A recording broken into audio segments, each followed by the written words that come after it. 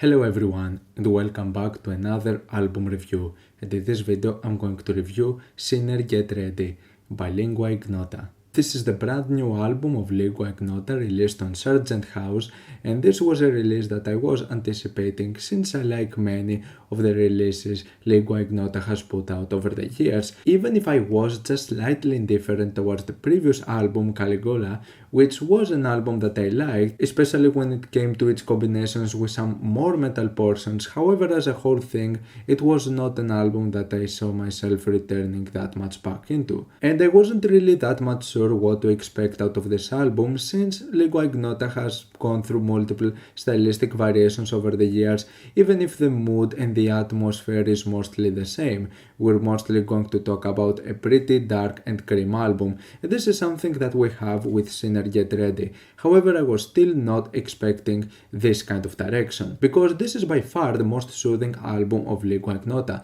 and the one that goes the most into just the direction of neoclassical darkwave, so you don't really have the death industrial elements that you would find in albums like All Bitches Die, and also you don't really have the metal sections that you found on Caligula. This album is much more straightforward and minimal with its instrumentation, and even if the album as a whole has multiple stylistic variations, the tracks by themselves follow a specific formula that just goes on for the entirety of the songs. They're mostly kinda repetitive songs, and all of them are somewhat lengthy. All of the tracks go for 5 minutes or more, so I expect many of those portions of instrumentation to become really repetitive. It doesn't work against the album though, as many of the tracks end up becoming really mesmerizing, having many of the aspects and elements that make Lingua Ignota's music shine. So what we get with the two teaser tracks out of this album, which were Pennsylvania Furnace and Perpetual Flame of Centralia,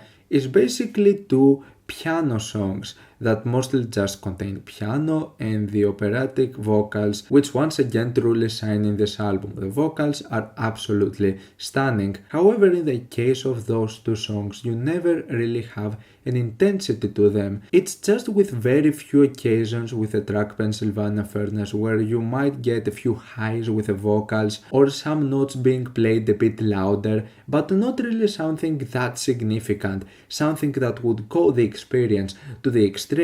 And so this would make those two tracks really approachable for someone who wants to get into Lingua Ignota, because I do get that some of the previous albums are not that much easy to sit through in terms of some of the instrumentals just being really insane. Regardless of that though, even if I wasn't really sure how to really feel about those two tracks at first, I ended up really liking their whole style. And the thing that really struck me is that those two tracks just sound absolutely devastating. This more minimal and soothing approach somewhat works in its favor with this album, because it makes for some extremely emotional and moving moments, which in my opinion in both of those cases with those two tracks it works amazingly, and it makes for two of my favorite moments in this entire project.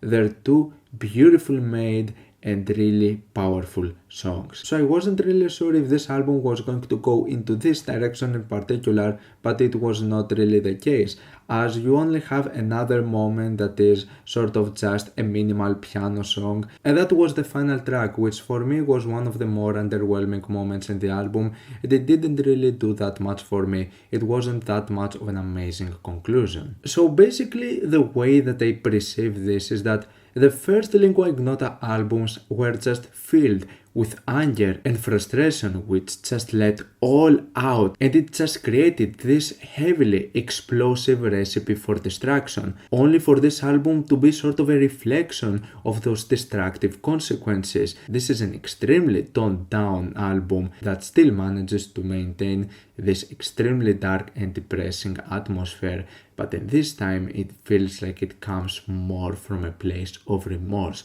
rather than a place of anger This is how I view it, and there are still some moments that somewhat come close to the previous Lingua Ignota stuff. The first track has this monotone and dark synth that goes for almost half of the track, and then at the second half you also have this extremely heavy, loud, and extremely brutal keys that play in certain places in the track. And there is also the track I Who Bent the Tall Grasses, which has an amazing contrast between the instrumental and the vocals, because this is basically the only track out of this particular album where Lingua Ignota screams her lungs off. This is an extremely intense track when it comes to the vocals, but the instrumental, it's just this simple, soothing and minimal church organ passage, which just flows really nicely and smoothly, and it makes for a unique experience that works amazingly. This is definitely my favorite track out of this album, and also one of my favorite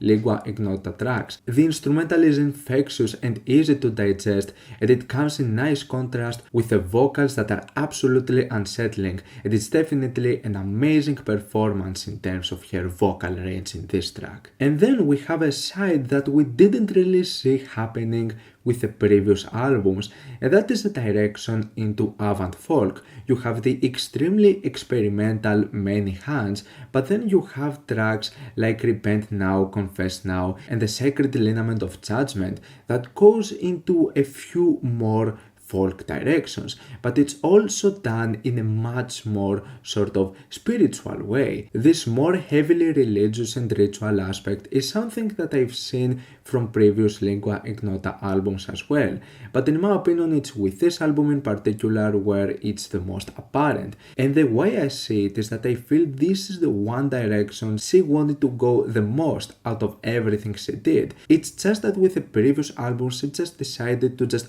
mix it with some other sounds that are more underground and more extreme. This is a much more straightforward direction and a much more direct one, and it works in some occasions. However, when it comes to some of the more folk stuff, it's not really my cup of tea, and I don't really think that it works amazingly, but it still makes for some pretty intriguing results. Finally, we have the track Man is Like a Spring Flower, which is the one track that is basically separated into different phases. The two of them don't really feel that they're all that well connected, however both of them just feel really good. They're two of the greatest moments in this album and they feel absolutely infectious. In a sense, I would say that the first phase of this track feels like the most euphoric moment. The way this instrumental felt somewhat more energetic than usual also gave me a feel of like Penguin Cafe Orchestra, which mainly has a really beautiful and cheerful vibe, and in my opinion this track works beautifully. It's definitely one of the most intriguing moments out of the album. So this was not what I expected getting into this album, but it still was certainly worth it. In my opinion, Sinner Get Ready actually might be my favorite Lingua Ignota project, though it is definitely an album that is kinda hard to sit through. This is an absolutely devastating and harrowing experience. One of the most depressing albums I've heard all year, an extremely dark album, but also with such beauty to it. It is a beautiful, moving and powerful album. Performances, instrumentation, overall sound are spectacular. It is a gorgeous album, and as far as I had a few criticisms when it comes to some of the more folk approaches that didn't really do that much for me, this is still a pretty solid project, which fans of Lingua Ignota should definitely check out if they haven't already for some reason. I'm gonna give Sinner Get Ready a 7+ out of 10. What's your opinion on this album? Like it, dislike it, why, and what do you want me to review next time? Let me know down in the comments. Leave a like if you enjoyed the video, subscribe for more content like this. Thank you for watching, and I'll see you all in the next video. Goodbye.